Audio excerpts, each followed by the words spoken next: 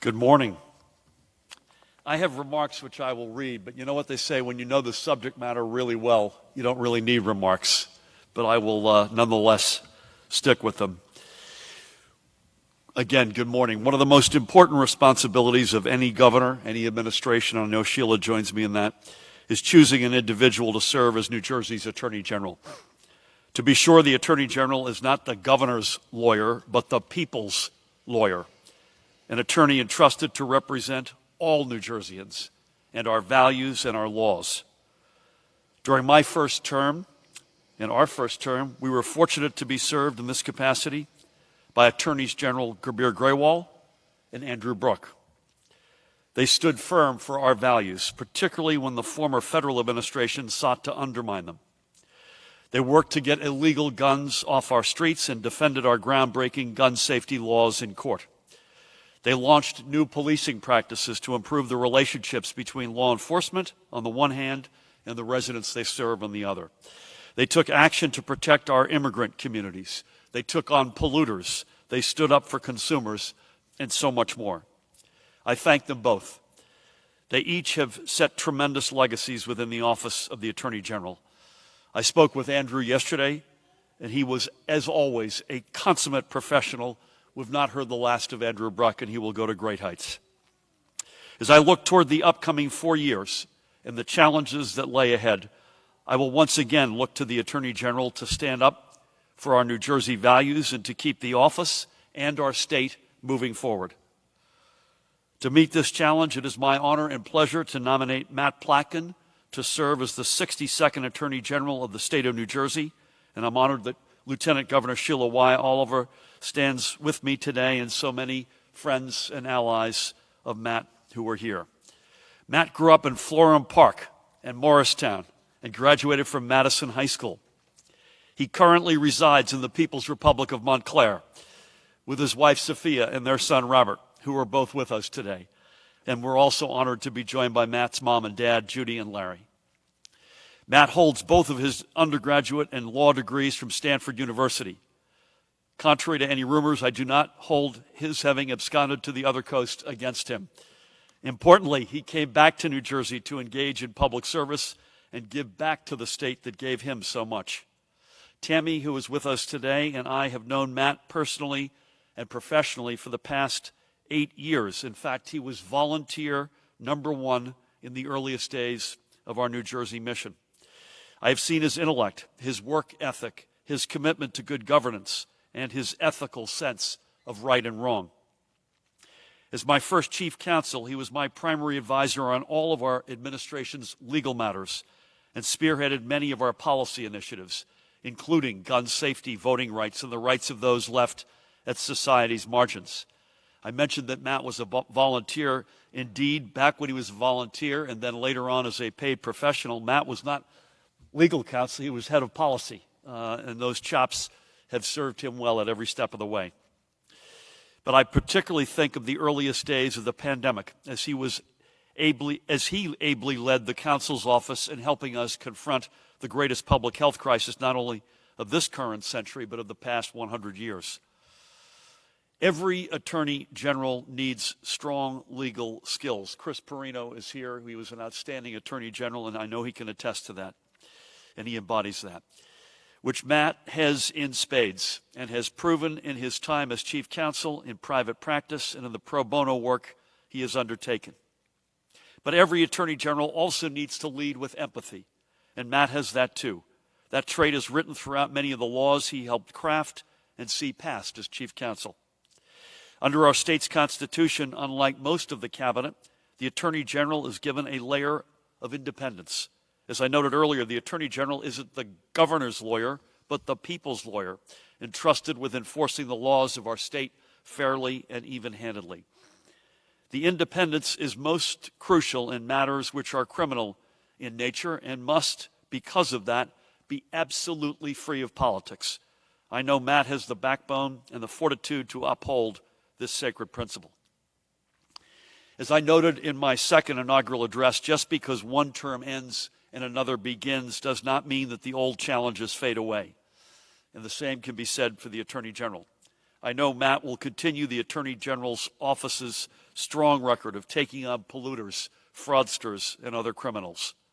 But looking outward, our nation continues to stand at a crossroads when it comes to fundamental questions about policing in our criminal justice system, when the right of states to enact and enforce common sense gun safety laws is under attack, when voting rights are being restricted across the country, and when the very sense of the American dream itself seems to be falling from the grasp of so many. In these issues and many more, New Jersey will show the way forward, not just through smart policies and strong laws, but an equally smart and strong defense of both. In this, the Office of the Attorney General will stand tall. I think of the words of Robert F. Kennedy, who I believe, by the way, Robert Platkin may be named after. And we're hearing not only the words of Robert F. Kennedy a moment, but of Robert Platkin at the moment. Then Attorney General Bobby Kennedy addressed the law school at the University of Georgia in his first formal speech after becoming the U.S. Attorney General in 1961. And although we are now more than 60 years removed, his words still prove salient. And I quote the then general: "For on this generation of Americans falls the full burden of proving to the world that we really mean it when we say that all men are created free and equal before the law. All of us might wish at times that we lived in a more tranquil world, but we don't. And if our times are difficult and perplexing, so are they challenging and filled with opportunity." Those words could be said today. We have made historic strides in making New Jersey the opportunity state in so many areas across the past 4 years, and there is still much, much more to do. With Matt serving as our Attorney General, I know that New Jersey's storied laws, which have opened doors of opportunity and knocked down barriers of injustice for so many, will be in good hands. With that, please help me welcome the singular, incomparable, my partner in government, the Lieutenant Governor of the great state of New Jersey, Sheila Y. Oliver.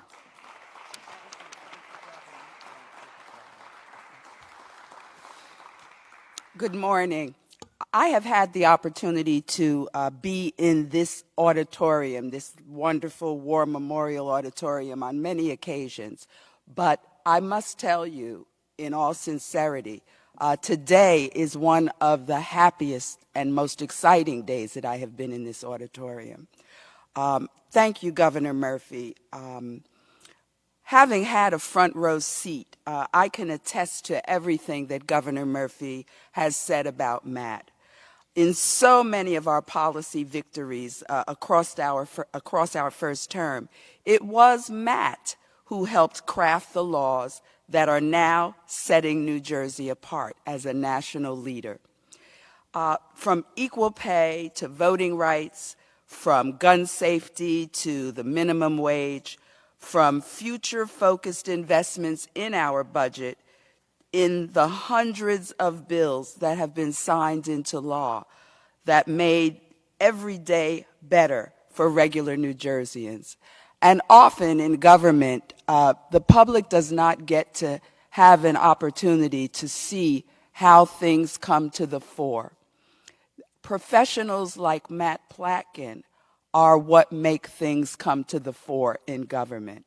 And I could not be more pleased that Governor Murphy is nominating Matt as the next Attorney General for the state of New Jersey. Each of these efforts that he has been involved in supporting the early days of our administration, they all have one thing in common, and it is that Matt fought to make sure that if it wasn't good for New Jersey, then it would not be good for us. He is to be recognized for that early work. You know, the day that the governor and I were sworn in, the first thing was to sign into law equal pay for equal work for women. And he began, because he had spent time on the policy side, examining those things that could, in fact, change the everyday lives of New Jerseyans, and he did that. As the governor noted, Matt will be a strong and independent attorney general. Our state will be able to rely upon him for the challenges that lie ahead.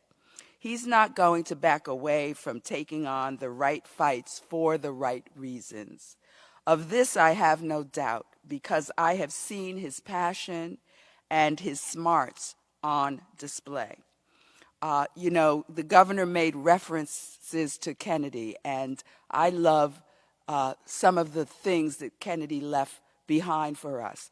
But one of the things that Kennedy said was that it was time for a new generation of leadership with bold new ideas and bold visions, because there are new frontiers and challenges to be won. I believe that Matt represents that new generation of leadership. So Matt, welcome back to public service and to our administration. It will be a pleasure to sit beside you at the cabinet table. Really well said, Sheila. Thank you so much. I want to salute Parimal Garg, our chief counsel, who conducted an incredibly rigorous and far-reaching and incredibly professional process to get us to this day. So thank you, Parimal. I also mentioned law enforcement. There are many members with us today, and I want to acknowledge one in particular, my partner in so many endeavors, the Superintendent of the State Police, Colonel Pat Callahan. Pat, thank you to you and your colleagues for everything you do. With that, please help me welcome the next Attorney General for the great state of New Jersey, Matt Platkin.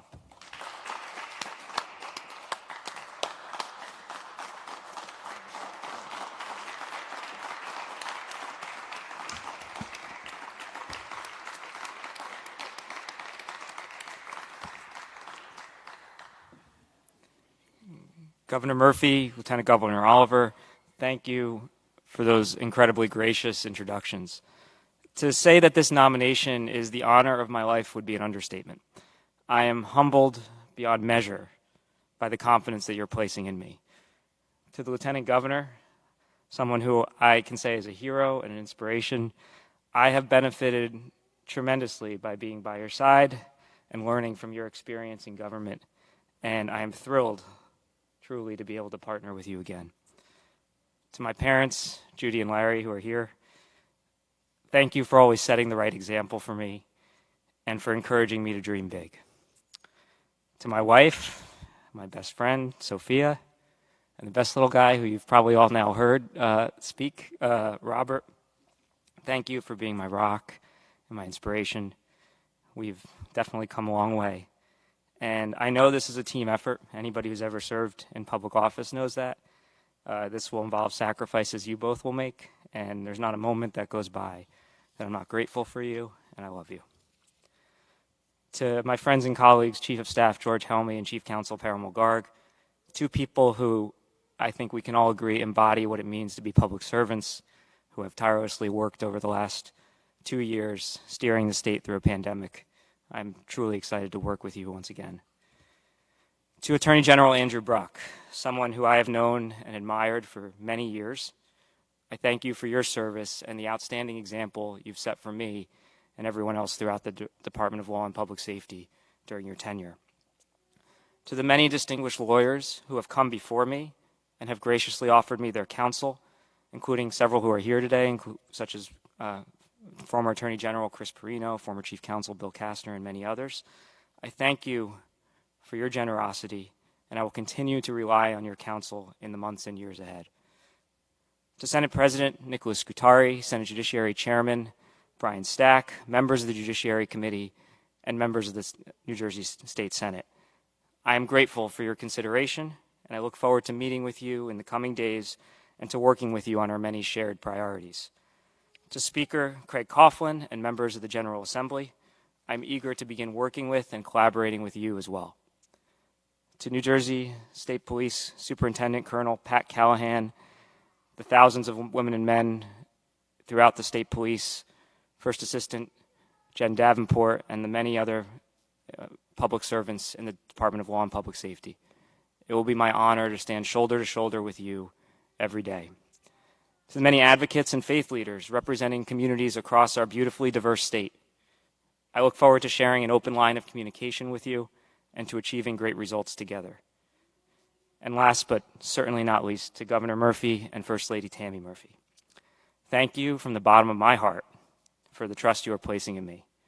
As the governor mentioned, we met many years ago, and it hasn't been a day that's gone by that I haven't been grateful that our paths crossed.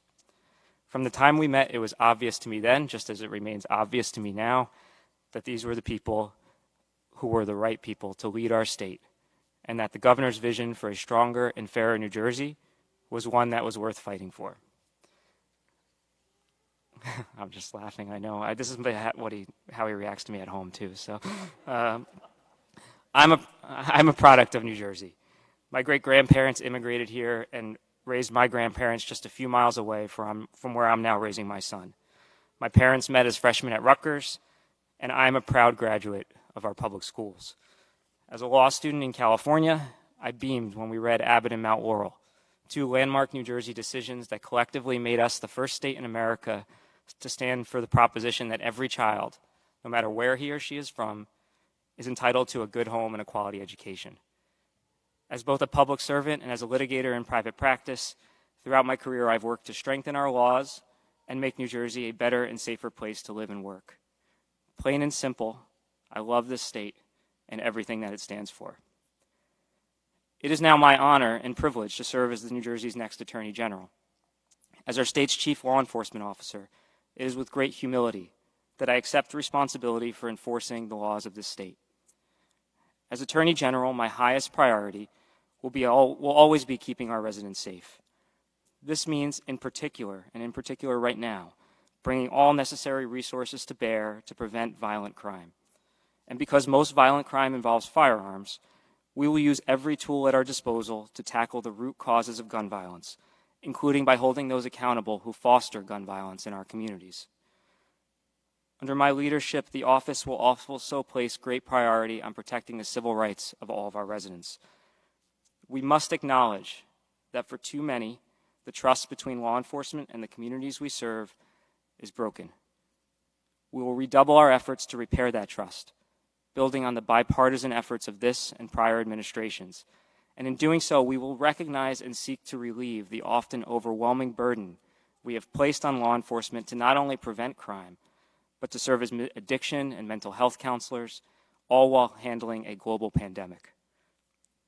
Third, we will continue to pursue meaningful affirmative litigations on behalf of the state. New Jersey has amongst the strongest consumer protection, environmental, and worker misclassification laws in the country, just to name a few. We will put these laws to work to provide relief for our residents, whether they have been victimized by a predatory lender, a corporate polluter, or an employer unlawfully depriving them of their hard-earned benefits. New Jersey, we like to say, has great laws. I will make sure they are enforced. More than anything, I want to express a clear commitment today that as Attorney General, I will wake up every day to serve all 9 million residents who call this great state home.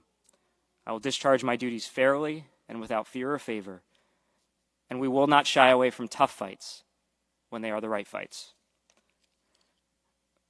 My dad is here, and lately I've been thinking about a print that he hung in our house when I was young of a famous Hebrew phrase from the Torah, Tzedek, Tzedek Tirdof. And beneath it was written a translation, Justice, justice, shalt thou pursue. Growing up, I saw that print every morning when I woke up and every evening before I went to bed. And since I've been an attorney, that print has hung in every office I've ever held, a reminder of what this is all about. To this day, when I see that print, I'm struck by the word choice of that translation, word choice that has been debated by rabbis for centuries. Justice, justice, shalt thou pursue. Justice is a pursuit. It is not something you complete, perfect, accomplish, or achieve.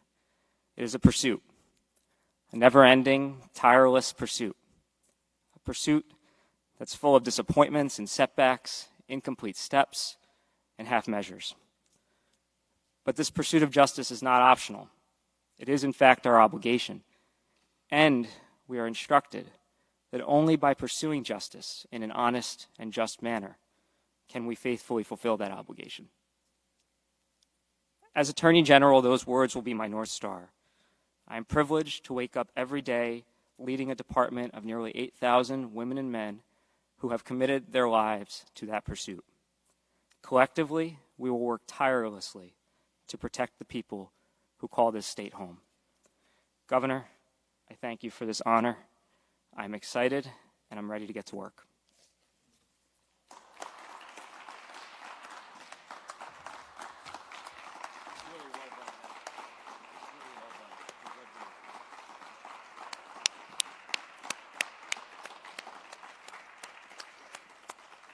Really well done, Matt. Congratulations. So that's it. So on behalf of all of our speakers, Sheila, Matt, Robert, and me, we thank you for coming. Thank you all for coming, and God bless you, Matt and family. Take care, everyone.